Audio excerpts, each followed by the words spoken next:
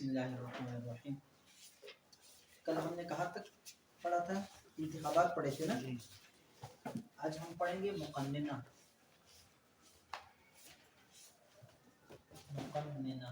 ٹھیک ہے. مقننہ کہا جاتا ہے، یہ باب تفعیل سے اسم فاعل کا صیغہ ہے. قنن یقنن التقنین کا مطلب ہوتا ہے قانون بنانا. تو مقننہ اسم فاعل کا صیغہ ہے، اس کا مطلب ہے قانون بنانے والی جماعت. ٹھیک ہے. اس کو اسمبلی کہا جاتا ہے. ٹھیک ہے. اسمبلی. اسمبلی کا لغوی معنی ہوتا ہے اجتماع گاہ. اجتماع گاہ یعنی جہاں پر حضرات جمع ہو جاتے ہیں اور کوئی بات وغیرہ طے کرتے ہیں، اس کو اجتماع گاہ کہا جاتا ہے. تو قانون مقننہ کا لغوی معنی ہو جائے گا قانون ساز مجلس. قانون ساز مجلس یعنی یہ وہ اجتماع گاہ ہوتی ہے یا وہ جماعت ہوتی ہے جو ملک کے لیے مختلف قسم کے قوانین طے کر دیتی ہے. جیسے کہ ہمارے یہاں اسمبلی ہے اور ایوان بالا یعنی سینٹ ہے، یہ قانون بنانے والی جماعتیں ہوتی ہے. ٹھیک ہے. اس کے جو اراکین ہوتے ہیں ان کا انتخاب ووٹ کے ذریعے سے ہوتا ہے، جیسے کہ آپ کو بتلا دیا تھا کل اور جمعرات کے دن یا بدھ کے دن آپ کو تفصیل سے بتلا دیا گیا کہ ووٹ کس طرح ہوتا ہے. اس کی جو 3 طریقے آپ کے سامنے پیش کر دی گئے. پھر اس پر بعد میں کریں گے کہ اس ووٹ کی شرعی حیثیت کیا ہے کیا نہیں ہے. فی الحال ہم نے شریعت کے حوالے سے بات نہیں کرنی، صرف جمہوریت سمجھانی ہے کہ اس جمہوریت کے اندر یہ کام ہوتے ہیں. ٹھیک ہے. تو پہلے جمہوریت کے اندر پارٹیاں ہوتی ہیں، پھر انتخابات ہوتے ہیں، پھر ایک مقننہ وجود میں آتی ہے. یہ مقننہ اسمبلی کہلاتا ہے. پھر اس کی 2 قسمیں ہوتی ہیں. ایک قانون ساز اسمبلی جو ہوتی ہے، ایوان بالا، ایوان زیری. ٹھیک ہے. بعض ممالک میں صرف ایک ہی ایوان ہوتا ہے، اس کے اندر 2 ایوانوں کا تصور نہیں ہوتا. کیا مطلب؟ یعنی قانون بنانے والی صرف ایک ہی اسمبلی ہوتی ہے یا ایک ہی جماعت ہوتی ہے یا ایک ہی مقننہ ہوتی ہے. اور بعض ممالک کے اندر 2 مقننے ہوتے ہیں، 2 ایوان ہوتے ہیں. جن ممالک کے اندر 2 ایوان ہوتے ہیں تو ان میں سے ایک ایوان کو ایوان بالا کہا جاتا ہے اور دوسرے ایوان کو ایوان زیری کہا جاتا ہے. ہمارے ملک کے اندر ایوان بالا اور ایوان زیری یعنی 2 ایوانی دستور ہے، قانون ہے. یعنی یہاں پر 2 ایوان ہوتے ہیں. ایک ایوان کو قومی اسمبلی کہا جاتا ہے جبکہ دوسرے کو سینٹ کہا جاتا ہے. اب آئی بات سمجھ میں؟ یہ ایوان بالا جو ہے سینٹ کہلاتا ہے ہمارے ملک میں. ٹھیک ہے. سینٹ. اور امریکہ میں بھی یہ سینٹ کہلاتا ہے. ایوان زیری اس کو قومی اسمبلی کہتے ہیں. اور برطانیہ میں اس کو جو ہے دارالعوام کہا جاتا ہے. دارالعوام کہا جاتا ہے. دارالعوام. ٹھیک ہے. اور امریکہ میں اس کو کانگریس کہا جاتا ہے. کانگریس کہا جاتا ہے. اس میں بھارت میں اس کو جو ہے اس کو راجا سبھا کہا جاتا ہے اور اس کو جو ہے مہاسبھا کہا جاتا ہے. بہرحال ہر ملک کے اپنے اپنے زبان ہوتی ہے تو ہر زبان میں اپنا الگ الگ نام رکھتے ہیں. بہرحال 2 ایوانوں والا جو دستور ہوتا ہے یا مملکت ہوتی ہے تو اس کا مطلب یہ ہوتا ہے کہ قانون بنانے والے 2 ادارے ہوتے ہیں. قانون بنانے والے 2 ادارے ہوتے ہیں. ان میں یہ جو قومی اسمبلی ہے نا، اس کے اراکین چونکہ قوم براہ راست منتخب کرتی ہے، اس لیے اس کو ایوان بالا سے زیادہ طاقت اور قدرت حاصل ہوتا ہے. شوروں میں قوانین یہاں بنتے ہیں. یہاں بن جانے کے بعد پھر وہ یہاں ان لوگوں کے پاس بھیج دیتے ہیں. یہ لوگ جو ہے اس کے اوپر نظر ثانی کرتے ہیں. بعض مقامات میں، بعض ممالک میں ایوان بالا کو یہ قدرت حاصل ہوتا ہے کہ وہ قوم اسمبلی کا بنایا ہوا نظام یا اس کے قانون رد کر دے، اور بعض ممالک کے اندر یہ قدرت ان کو حاصل نہیں ہوتی، یہ اختیار ان کو حاصل نہیں ہوتا. یہ صرف اور صرف نظر ثانی کی اپیل کر سکتا ہے کہ قوم اسمبلی نے جو مثال کے طور پر بل بنایا یا آئین کے اندر ترمیم کر دی یا اس کے لیے کوئی بھی نیا قانون بنا لیا، تو وہ ایوان بالا کے پاس بھیج دیا گیا. ایوان بالا کے اراکین اس کے اوپر غور و فکر کرتے ہیں، یا تو قبول کر لیتے ہیں، قبول کر لے تو دستخط کر لے، دستخط کرنے کے بعد جو ہے وہ پھر منظور ہو جاتا ہے اور صدر کے پاس جا کر پھر دستخط پا کر ملک کے آئین کا حصہ بن جاتا ہے، نافذ ہو جاتا ہے ملک کے اندر. دوسری صورت یہ ہے کہ اگر وہ قبول نہ کرے تو رد نہیں کر سکتے، رد نہیں کر سکتے، بلکہ اتنا کر سکتے ہیں کہ واپس قوم اسمبلی کے پاس بھیج دے اور ان سے کہے کہ اس کے اوپر نظر ثانی کرے. اب قوم اسمبلی جب نظر ثانی کرتی ہے تو اس کے بعد آیا دوبارہ ایوان بالا کے پاس بھیجا جائے یا نہ بھیجا جائے، تو بعض مملکتوں کے اندر دوبارہ ایوان بالا کے پاس نہیں آتا اور بعض ممالک میں دوبارہ ایوان بالا کے پاس آ جاتا ہے. ٹھیک ہے. بہرحال دو ایوانی جمہوریت اور ایک ایوانی جمہوریت دونوں کا تصور موجود ہے. بہت سارے ممالک کے اندر ایک ہی چیز ہوتی ہے، ایک ہی ایوان ہوتا ہے، وہی فیصلے کرتا ہے، وہی قانون بناتا ہے وغیرہ وغیرہ. اور بعض ممالک کے اندر دو ہوتے ہیں، ہمارے یہاں دو ہے. ٹھیک ہے. برطانیہ میں بھی دو ہے، اور انڈیا میں بھی دو ہے، اور بھی بہت سارے ممالک کے اندر دو دو ایوانی وہ ہے دستور ہے. ٹھیک ہے. یہ ہو گیا آپ کا کیا مقننہ. مقننہ کی دو صورتیں ہو گئی، ایک ایوان بالا اور ایک ایوان زیری. ایوان زیری کس کو کہتے ہیں؟ قوم اسمبلی کو. ایوان بالا سینٹ کو کہا جاتا ہے. ٹھیک ہے. یہ بات تو ختم ہو گئی.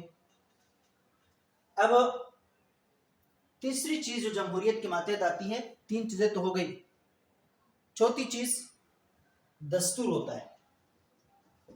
کیا ہوتا ہے؟ دستور. دستور وہ دستاویز ہوتا ہے جس کے اندر حکومت چلانے کے اصول و ضوابط لکھے جاتے ہیں. وہ دستاویز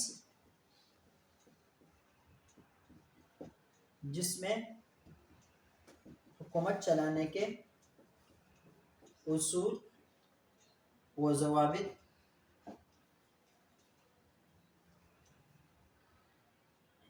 لکھے ہوئے ہوتے ہیں.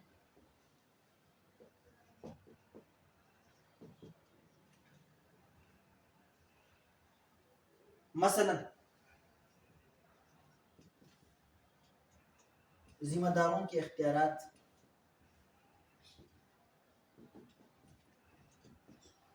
وغیرہ وغیرہ. ٹھیک ہے.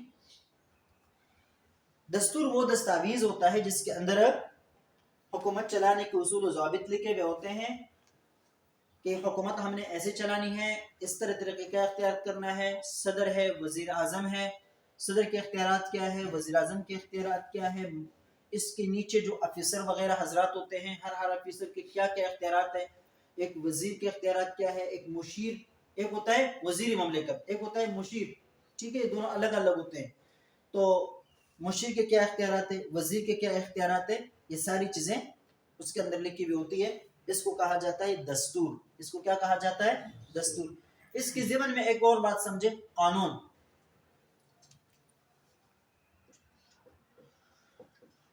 قانون کا مطلب تو آپ جانتے ہیں، قاعدہ کلیہ. ٹھیک ہے. لیکن یہاں اس سے کیا مراد ہے؟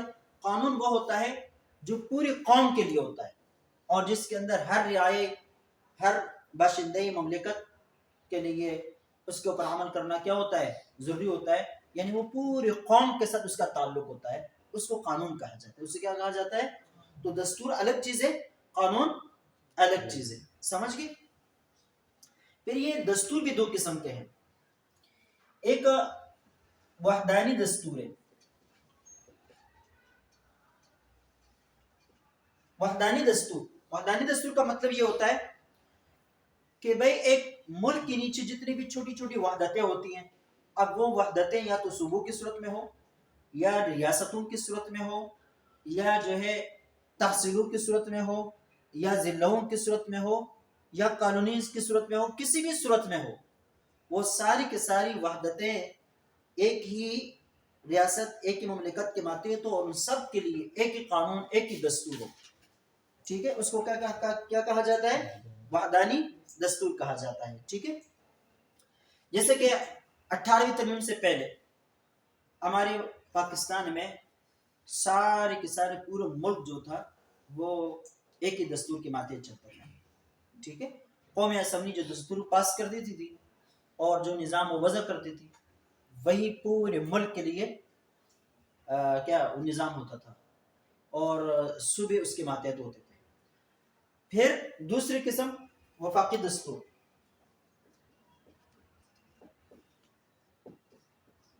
وفاقی دستور کا مطلب یہ ہوتا ہے کہ ایک ریاست میں نیچے چھوٹی چھوٹی جو وحدتیں ہوتی ہے صوبوں کی صورت میں، مثلا کے طور پر ہمارے یہاں چونکہ صوبوں کی صورت میں ہے، اس وجہ سے ہم صوبوں کا لفظ ذکر کریں گے، ٹھیک ہے۔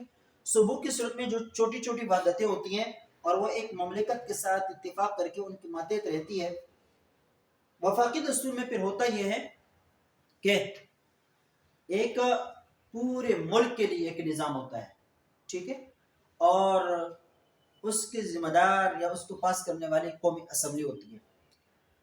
اس کے علاوہ ہر صوبے کی سطح پر جو اپنی اسمبلی ہوتی ہے، اپنے ذمہ داروں کی اجتماع گاہ ہوتی ہے وغیرہ، وہ بھی کوئی قانون اپنے لیے بنا سکتے ہوتے ہیں، وہی ساری چیزوں کے ذمہ دار ہوتے ہیں، ان کو یہ اختیارات حاصل ہوتے ہیں کہ وہ اپنے لیے کوئی قانون بنائے، کوئی ضابطہ بنائے، کچھ کم کرے کچھ زیادہ کرے، ان کو پورا اختیار حاصل ہوتا ہے۔ تو آپ نے دیکھا ہوگا کہ یہ صوبائی حکومت کا کام ہے اور یہ وفاقی حکومت کا کام ہے۔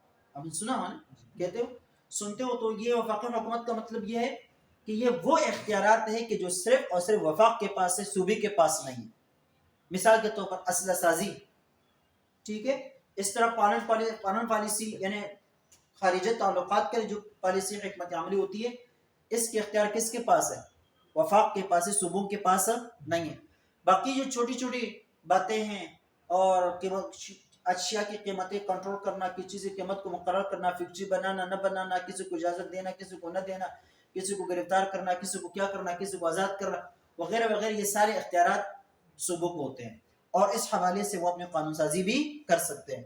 لیکن چند مخصوص چیزیں ہوتی ہیں، ان مخصوص چیزوں کے حوالے سے یہ صوبائی اسمبلی کوئی قانون سازی نہیں کر سکتی ہوتی، وہ میں نے آپ کو بتلا دیا۔ مثال کے طور پر اسلحہ سازی کی بات ہو گئی، اور اس طرح خارجہ پالیسی، دفاعی پالیسی کے حوالے سے بات ہو گئی، ٹھیک ہے۔ آپ نے دیکھا ہوگا کہ صوبے میں وزیر داخلہ تو ہوتا ہے لیکن خارجہ نہیں ہوتا، ٹھیک ہے، اور اس طرح ان کا کوئی دفاعی وزیر دفاع بھی نہیں ہوتا، ٹھیک ہے، اس لیے کہ یہ چیزیں ان کے ماتحت ہے ہی نہیں۔ البتہ باقی چیزیں جو ہے وہ صوبوں کے اختیارات میں ہوتی ہیں، وہ کر دیتے ہیں، چیزوں کی قیمتیں کیسی ہو کیسی نہ ہو وغیرہ وغیرہ چیزیں، ٹھیک ہے۔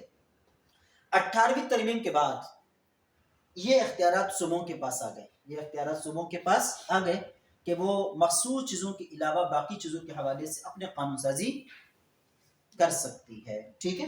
تو یہ دو باتیں ہو گئی دستور کے حوالے سے۔ ایک وحدانی دستور ہوتا ہے جو پورے ملک کے لیے یکساں ہوتا ہے، کس صوبے کو الگ قانون بنانے کی اجازت نہیں ہوتی، اور وفاقی دستور اس کا مطلب یہ ہوتا ہے کہ وفاق کے لیے الگ اور صوبے اپنے لیے قانون بنانے میں خود مختار ہوتے ہیں۔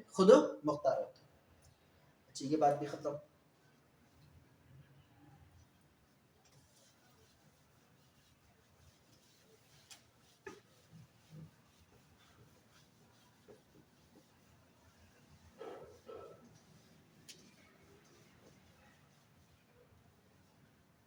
جمہوریت کے اندر وجود میں آنے والی 4 چیزیں ہو گئی۔ 5ویں چیز انتظامیہ۔ کیا؟ انتظامیہ۔ میں نے آپ کو بتلا دیا تھا کہ یہ 3 چیزیں ہوتی ہے، ایک ہے مقننہ، ایک ہے انتظامیہ، اور ایک ہے عدلیہ، ٹھیک ہے۔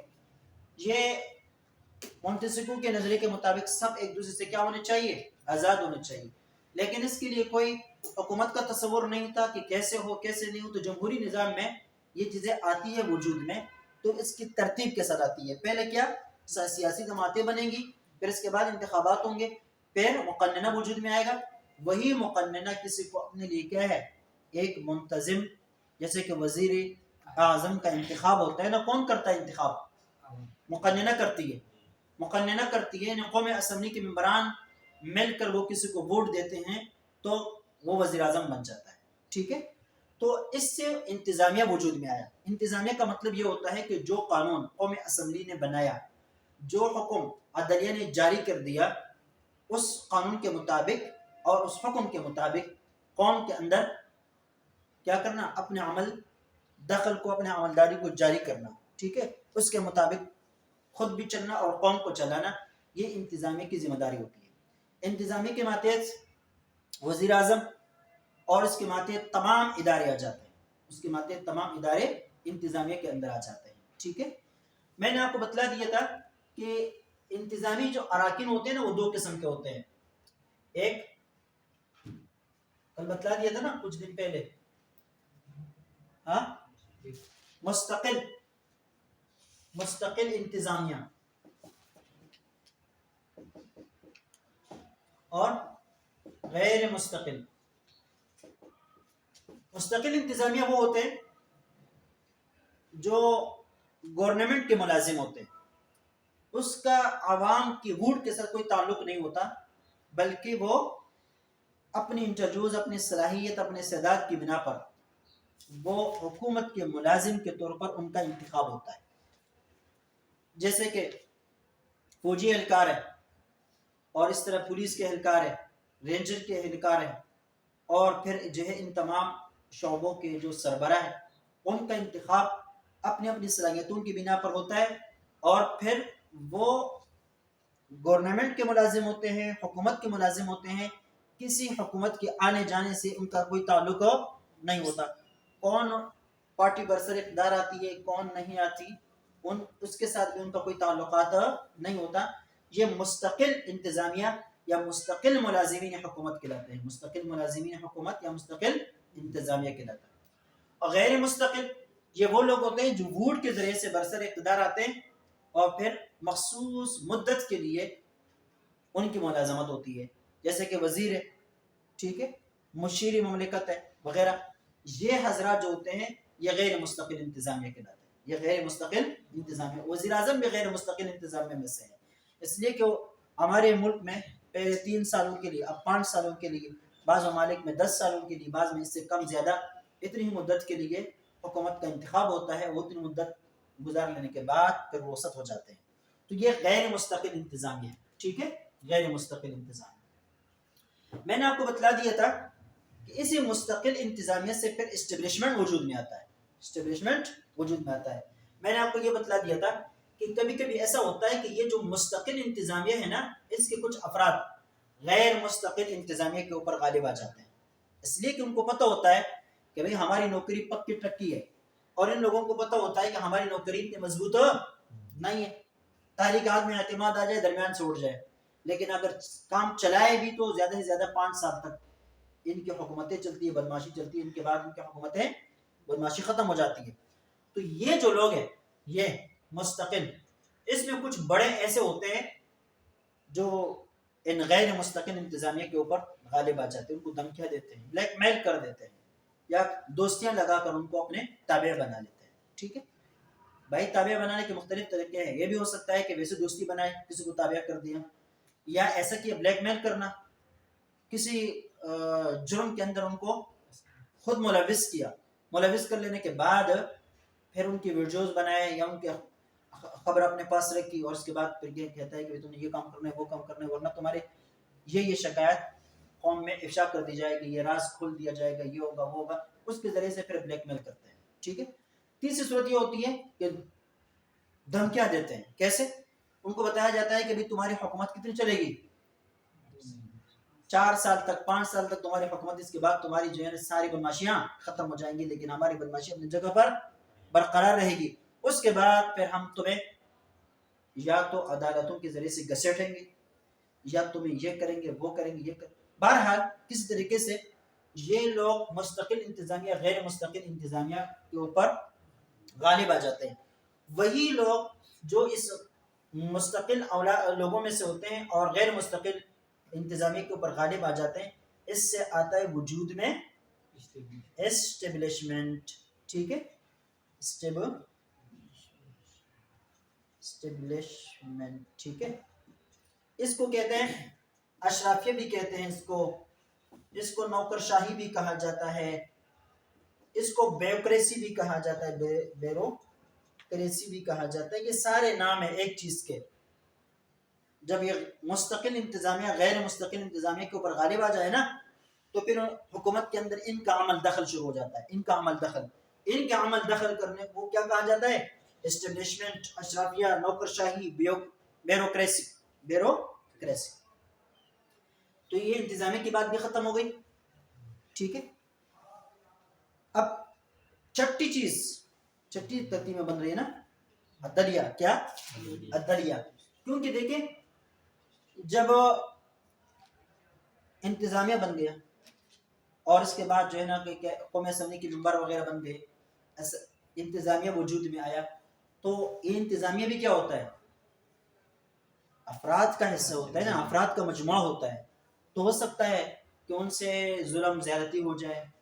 ٹھیک ہے، قانون کے مطابق عمل کرے، قانون کی مخالفت عمل کرے، کوئی شخص اس کے مظالم کا شکار بن جائے، تو پھر ہونا چاہیے کہ کوئی ایسا محفوظ راستہ ہو جس پر چل کر مظلوموں کو اس کا حق دلایا جا سکے. ٹھیک ہے، تو خود بخود عدلیہ یا عدالت کی ضرورت پیش آ جاتی ہے. تو جمہوری حکومتوں میں چھٹی چیز جو ہوتی ہے وہ عدلیہ ہوتی ہے. کیا ہوتی ہے؟ عدلیہ. ٹھیک ہے، اب عدلیہ کیا ہے؟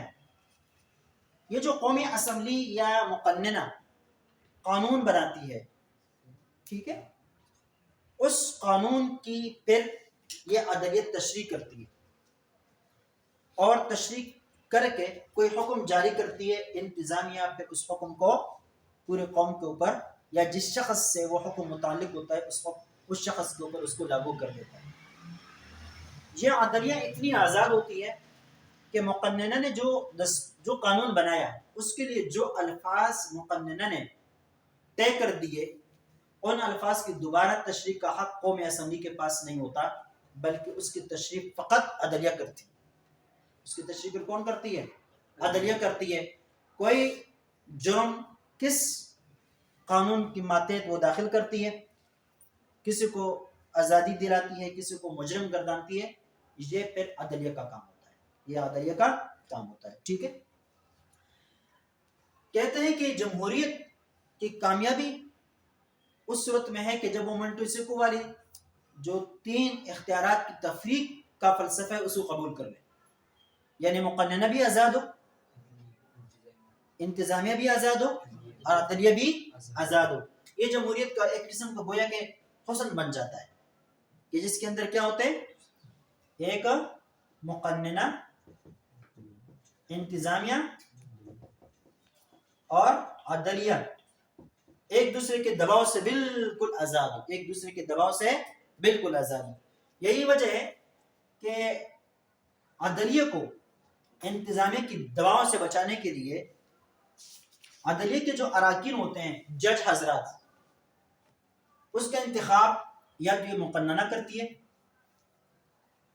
تاکہ وہ پورے ملک کے نمائندوں کا مشترکہ جج ہو. ٹھیک ہے، صرف انتظامیہ کا جج نہ ہو جو انتظامیہ کے لیے پھر استعمال ہوتا رہے. ٹھیک ہے، بلکہ قومی اسمبلی ان کا انتخاب کرتی ہے اور وہی پورے ملک کا اجتماعی غیر جانبدار طور پر وہ جج ہوتا ہے. ٹھیک ہے، اور بعض ممالک میں صدر یا وزیر اعظم ان کا انتخاب کرتا ہے. لیکن اس صورت میں صدر وزیر اعظم کو اگر یہ اختیار دیا جائے کہ وہ خود اپنے لیے جج مقرر کر دے اور کسی کو معزول کر دے، تو پھر جانبداری کے الزامات جج کے اوپر آ جاتے ہیں، جج کے اوپر جانبداری کے الزامات آ جاتے ہیں. اس وجہ سے اب یہ جو مقننہ ہے، امریکہ میں کانگریس اس کا انتخاب کرتا ہے. کانگریس جو میں نے بتلایا ان کے ایوان زیری ہیں، ان کا ایوان زیری ہیں، وہی جو ہے اس کا انتخاب کرتا ہے اور وہی کسی کو معزول کر دیتی ہے. جبکہ ہمارے ملک میں ایک جوڈیشل کمیٹی ہے، عدالتی کمیٹی، عدالتی کمیٹی کہو یا عدالت جوڈیشل کمیٹی کہو، جو بھی کہو، ہمارے یہاں جو ہے جج کا انتخاب یہ کمیٹی کرتی ہے، جج کا انتخاب کیا کرتی ہے؟ یہ کمیٹی کرتی ہے۔ لیکن ہمارے یہاں خرابی کیا ہے پتہ ہے؟ ہمارے یہاں ججوں کا ایک لائن لگا ہوتا ہے، ایک جج یہ ہے، ایک یہ ہے، ایک یہ ہے، ایک یہ ہے، ایک یہ ہے، ایک یہ ہے، ایک یہ ہے، ترتیب سے یہ آ رہا ہے۔ اب پہلے سے یہ پتہ ہوتا ہے جب یہ جج ریٹائر ہوگا نا اس کے بعد یہ جج آئے گا، جب یہ ریٹائر ہو جائے گا نا تو اس کے بعد یہ آ جائے گا۔ تو اب یہاں ساز باز ہونے لگ جاتی ہے، انتظامیہ کو پتہ ہوتا ہے کہ اب اس جج کی مدت ختم ہونے والی ہے، ٹھیک ہے، لہذا یہ انتظامیہ اس دوسرے والے جج کے ساتھ ساز باز کرنا شروع کر دیتی ہے۔ اب بات آئی سمجھ لیں، لہذا اس کو مراعات بھی دیتی ہیں، فلاں کچھ بہت کچھ جو ہے نا وہ کر دیتی ہے، اور بہرحال پہلے سے پتہ ہوتا ہے کہ یہ کمیٹی جب انتخاب کرے گی تو اس کی کرے گی، اور یہ پہلے سے اس کا دوست بن گیا ہے تو پھر اس جج سے اپنے مرضی کے فیصلے کروا دیتی ہے۔ گویا کہ عدلیہ کی جو جانبداری ہے وہ باقی غیر جانبداری ہے وہ باقی نہیں رہتی، بلکہ عدلیہ جانبدار بن جاتی ہے۔ اب سمجھ گئے؟ اس لیے یہ نظام درست نہیں ہے۔ آپ عدالتی کمیٹی بنائیں لیکن یہ ترتیب ختم کر دیں، یہ ترتیب ختم کر دیں۔ اب یہ کہہ سکتے ہیں کہ بھائی یہ پورا مجموعہ ہے، اس کے اندر یہ بہت سارے جج حضرات ہیں اور ان میں سے ہر ایک جو ہے جج بننے کے قابل ہے۔ کمیٹی کو یہ اختیار دے دیا جائے کہ ان میں سے اس کو منتخب کرے یا اس کو کرے، اس کو کرے یا اس کو کرے، یہ نہیں کہ لائن پر لگے ہوئے یہی آ جائے۔ ابھی ہمارے جسٹس فائز عیسیٰ صاحب آ رہے تو ساری قوم اس کے پیچھے لگی ہوئی کس طریقے سے اس کا راستہ روک دیں۔ بھائی جسٹس فائز عیسیٰ آتا کیوں ہے؟ اس لیے کہ وہ لائن پر ادھر لگے ہوئے، لائن پر کیا ہے؟ لگا ہوا، ٹھیک ہے۔ اب جسٹس سعید کوسا تھے، ثاقب نثار کے بعد وہ آ گئے، بھائی اس کے ساتھ ساتھ باز ہونے لگے، کیوں؟ اس لیے کہ ثاقب نثار کے بعد اسی کی باری تھی، اب اس کے بعد دوسرے کی باری ہے، اور پہلے سے ان کو پتہ ہے کہ یہ آنے والا ہے، لہٰذا یا ان کے ساتھ دوستی کرو یا ان کو راستے سے ہٹاؤ۔ اب جو فی الحال ہے اس کے ساتھ دوستی ہو گئی اور فائز عیسیٰ کے ساتھ دوستی نہیں ہو سکتی تھی، لہٰذا اس کو راستے سے ہٹا دیا، ٹھیک ہے۔ اب دوبارہ گئے بغیر میں سمجھانا تنقید نہیں کرنا چاہتا، میں آپ کو سمجھانا چاہتا ہوں کہ اس طرح ہمارے یہاں ہوتا ہے، تو پھر اس سے یہ بد انتظامی پیدا ہوتی ہے، غیر جانبداری جانبداری میں بدل جاتی ہے۔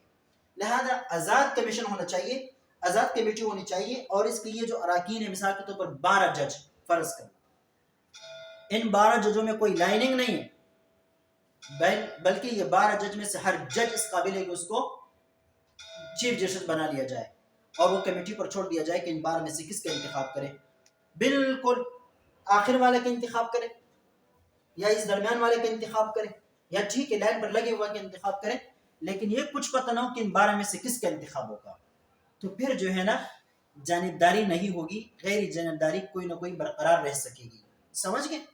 اس لیے بعض ملکوں میں نے آپ کو بتایا کہ انتظامیہ مقننہ کرتی ہے جج کا انتخاب، اور بعض میں انتظامیہ کرتی ہے یعنی وزیر اعظم یا صدر، اور بعض میں یہ عدلیہ کے اراکین یہ جوڈیشل کمیٹی خود کرتی ہے۔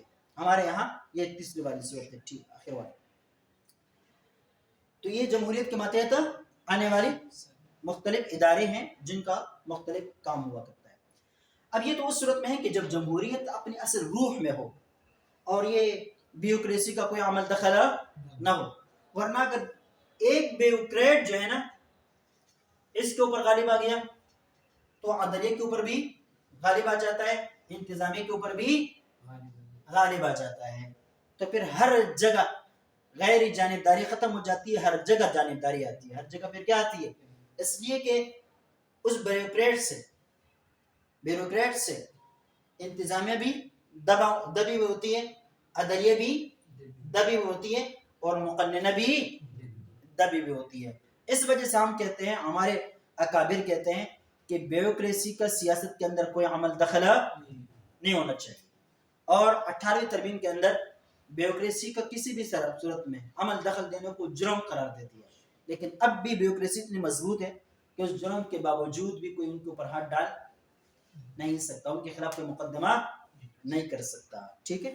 اب آزادی مکمل طور پر تب حاصل ہوگی کہ جب ان جیسے عناصر کے خلاف قانون سازی تو ہو گئی، اس قانون کے اوپر عمل درآمد ہونا شروع ہو جائے، ٹھیک ہے، تو پھر کیا ہو جائے گی، مکمل طور پر غیر جانبدار ادارے وجود میں آئیں گے، اور عدلیہ بھی آزاد ہو جائے گی، انتظامیہ بھی آزاد ہو جائے گی، اور مقننہ بھی آزاد ہو جائے گی۔ اب سمجھ گئے اس بات کو؟ لہذا جمہوریت کے اندر بننے والے یہ مختلف قسم کے ادارے ہوتے ہیں، ان کا یہ کام ہوتا ہے، وہ سب کا سب آپ کو بتلاتے ہیں۔ اب آخری بات آپ کو بتلاتا ہوں، وہ ہے ایک ہے پارلیمانی نظام اور ایک ہے صدارتی نظام۔ کیا نظام؟ ابھی ہم کہتے ہیں نا ملک کو صدارتی نظام کی طرف لے جایا جا رہا ہے، تو صدارتی نظام ہے کیا بھائی؟ ٹھیک ہے، پارلیمانی نظام ہے کیا بھائی؟ ہمارے اکابر کے نام پارلیمنٹ کے تحفظ کے لیے، اس کی بالادستی کے لیے جدوجہد کرتے ہیں، اور بعض حضرات کہتے ہیں ہم صدارتی نظام نافذ کرنا چاہتے ہیں۔ تو ان دونوں میں کیا فرق ہے، اس کو سمجھیں۔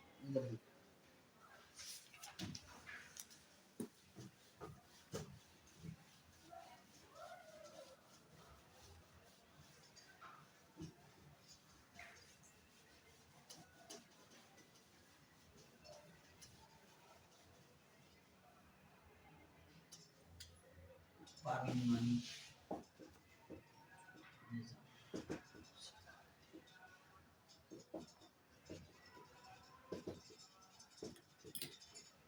پارلیمانی نظام پارلیمنٹ کے ماتحت ہوتا ہے، یوں سمجھو آسانی کے طور پر، یعنی وزیر اعظم کا فیصلہ کرتا ہے، خارجہ پالیسی بنتی ہے، داخلہ پالیسی بنتی ہے، کچھ بھی بنتی ہے، اس کو نافذ کرنے سے پہلے پارلیمان میں پیش کیا جاتا ہے۔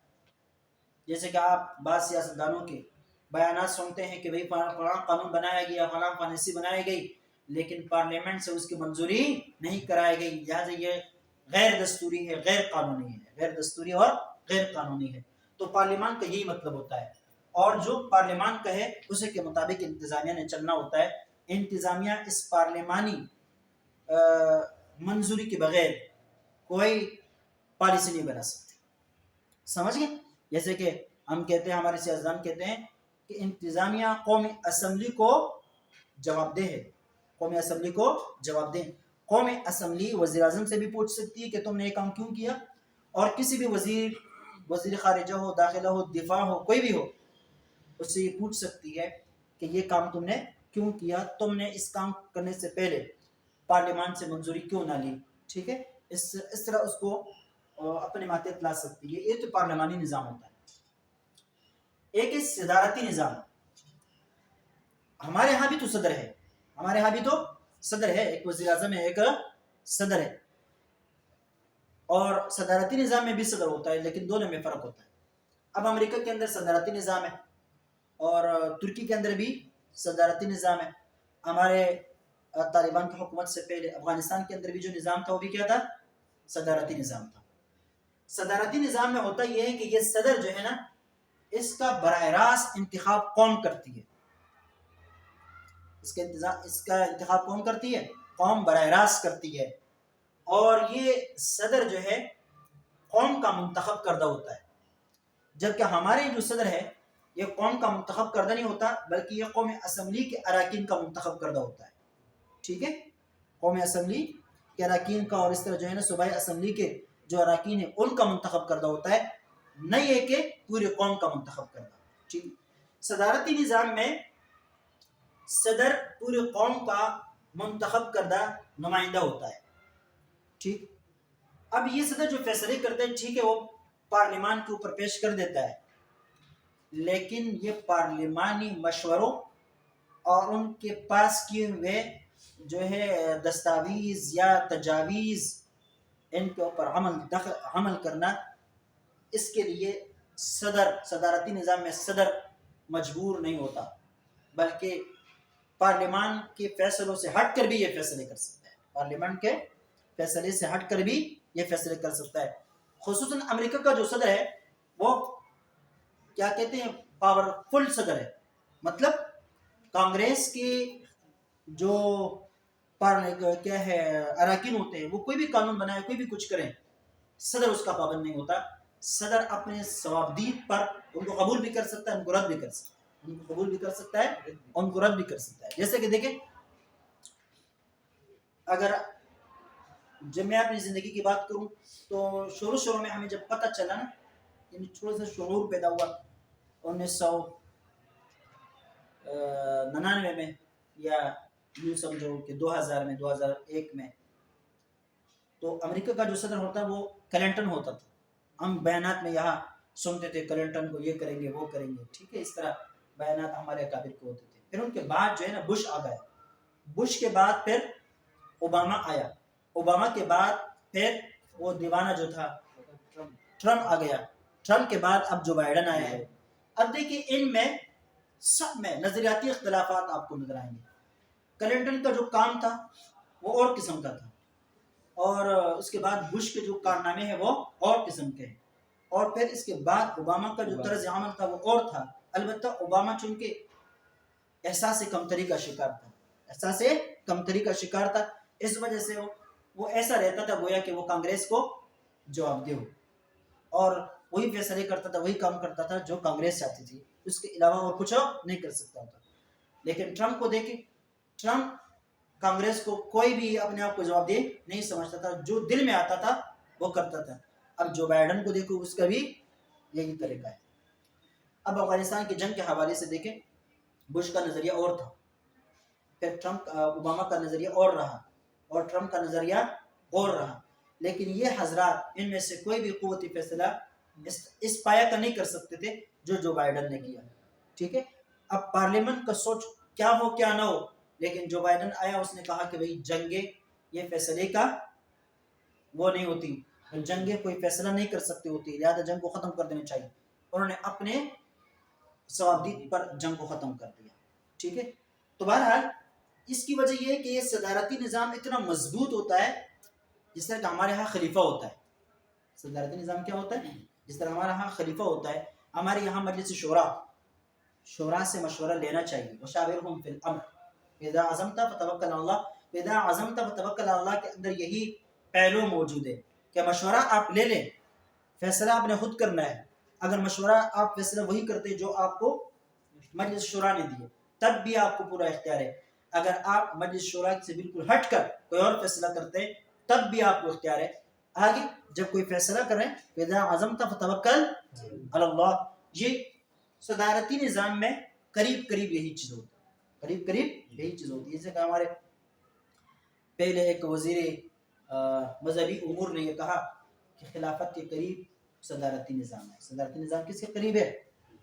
تو صرف اس وجہ سے قریب ہے کہ یہ صدر جو ہے وہ پارلیمان کو جواب دہ نہیں ہوتا اور پارلیمان کے فیصلوں کا پابند بھی نہیں ہوتا. اب اس سے آپ اندازہ لگائیں کہ یہ امریکہ پوری دنیا کے اندر جمہوریت چاہتا ہے اور ساری دنیا کو جمہوریت کے ماتحت لانا چاہتا ہے. وزیر اعظم کو، صدر کو قومی اسمبلی کے اراکین کے فیصلوں کا تابع بناتا ہے، لیکن خود اس کا صدر، اور دنیا میں اس پر کوئی ڈیبیٹ کوئی گفتگو ہوتی نہیں ہے سرے سے. کوئی یہ نہیں اٹھ کر نہیں کہتا کہ بھائی تم ہمیں جمہوریت کے ماتحت لانا چاہتے ہو اور ہمارے صدر ہمارے وزیر اعظم کو پارلیمنٹ کا ماتحت بنانا چاہتے ہو، لیکن خود تمہارا صدر جو ہے اس کا جواب دہ بھی نہیں ہے اور اس کا ماتحت بھی نہیں ہے. یہ سوال بھی کوئی اٹھاتا نہیں. اب آئی بات سمجھ. بہرحال ایک ہے پارلیمانی نظام اور ایک ہے صدارتی نظام. یہ دنیا کے اندر یہی نظام رائج ہے. بادشاہت، اب امریکہ برطانیہ میں بادشاہت ہے، لیکن وہاں دیکھیے ایک بات سمجھ، ہم کہتے ہیں قدامت پسندی بری بات ہے، قدامت پسندی بری بات ہے، لیکن برطانیہ میں دور اول سے جب سے برطانیہ وجود میں آیا ہے بادشاہت ہے اور آج تک بادشاہت. وہاں کا بادشاہ کیا ہوتا ہے؟ نسلی بنیادوں پر آتا ہے.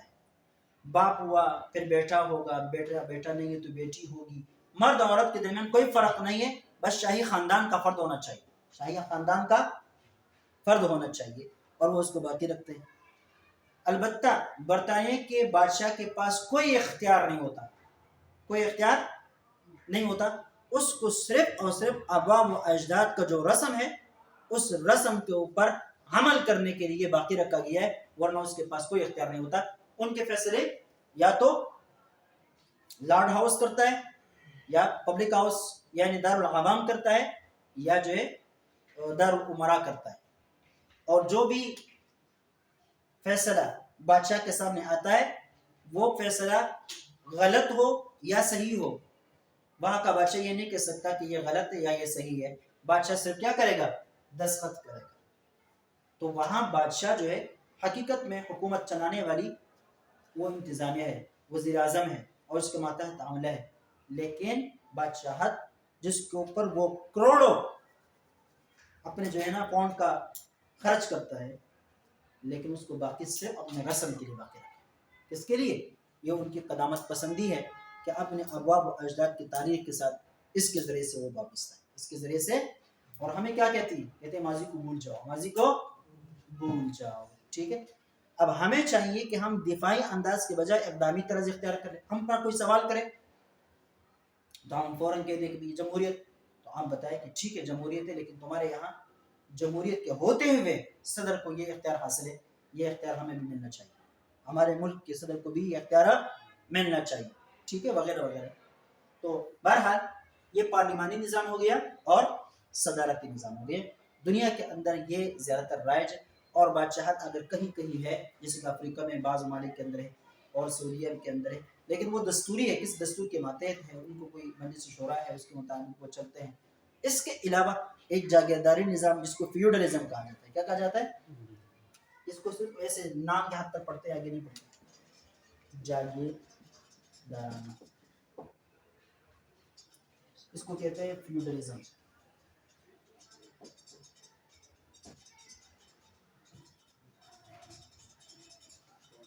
فیوڈلزم، ٹھیک ہے، اس کو جاگیرداری کہا جاتا ہے. جاگیرداری کی بنیاد بھی بہت اچھی ہے. وہ کہتے ہیں کہ بھئی ساری کائنات کے مالک اللہ کی ذات ہے، اور جو حاکم وقت ہے نا وہ اللہ کا نائب ہے، لہذا ساری زمینیں وہ حاکم وقت کی ہے. اب وہ کسی کو بطور جاگیردار کے یہ جاگیر کے یہ دے دے، کسی کو وہ ٹکڑا دے دیا، کسی کو وہ ٹکڑا دے دیا. مثال کے طور پر اپنے وزیر کو یہ جاگیر دے دی، کراچی کی ساری جاگیر تمہاری ہو گئی. اب وزیر تو ساری جاگیر کو سنبھال نہیں سکتا نا، تو پھر وزیر کیا کرتا ہے؟ ماتحت بہت سارے اپنے چھوٹے چھوٹے جاگیردار پیدا کر دیتا ہے. تھوڑی سی جاگیر اس کو دے دی، تھوڑی سی جاگیر اس کو دے دی، تھوڑی سی جاگیر اس کو دے دی، اور ان سب کو اپنا ماتحت بنا دیا. تو یہ جو بڑا جاگیر ہوتا ہے نا، جاگیردار ہوتا ہے، وہ حاکم وقت کا تابع ہوتا ہے.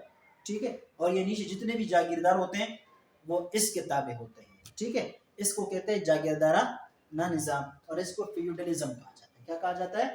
فیوڈلزم کہا جاتا ہے. ہٹلر نے بھی ایک نظام نافذ کیا تھا جس کو روتاری کہا جاتا ہے، نہیں، جس کو فسطائیت کہا جاتا ہے یا فاسٹازم کہا جاتا ہے. کیا کہا جاتا ہے؟ فاسٹازم. بعض سیاستدانوں کے تقریروں میں آپ سنتے ہیں کہ وہ فاسٹ نظریات رکھنے والا آدمی ہے، وہ فسطائیت پر یقین رکھتا ہے. وہ کس پر رکھتا ہے؟ فسطائیت پر یقین رکھتا ہے. تو فسطائیت بھی ایک قانون ہے. فسطائیت یہ اٹلی کے ایک آدمی تھا، مسولینی، نام سنا ہے اس میں؟ مسولینی ایک آدمی تھا، اٹلی کا صدر تھا. وہ عمر مختار کی تاریخ پڑھی ہے؟ عمر مختار نے جس کے خلاف جنگ لڑی تھی نا، وہ یہی مسولینی تھا. سمجھ گئے؟